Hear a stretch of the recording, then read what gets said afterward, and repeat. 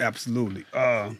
Everybody from Chicago, I'm sure, probably, then heard of, Larry Hoover and, what he was partly responsible for establishing the street organization, uh, Gangster Disciples, growth and development.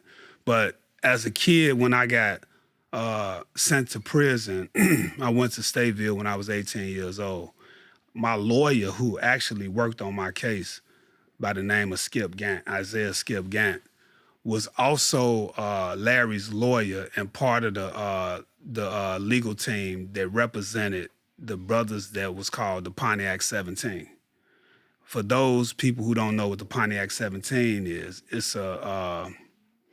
it was 17 young men at the time who was indicted for 3 murders that took place in Pontiac, 3 correctional officers during the 1978 Pontiac riots, right? And what happened was my lawyer and that team represented those 17 guys, and Larry happened to be one of the 17, Pontiac 17.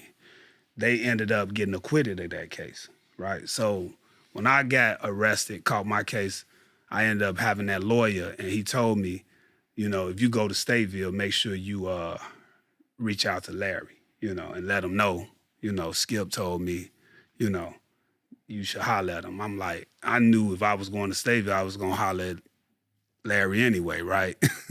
But, when I got... He was a leader, even in prison? Oh, absolutely. Yeah. Absolutely. So when I got to Stateville, Larry sent for me, and basically told me, man, keep my head down, do right, and go to school. Stay out of trouble, And for 3.5 years while I was in Stateville, Larry was there before he was transferred.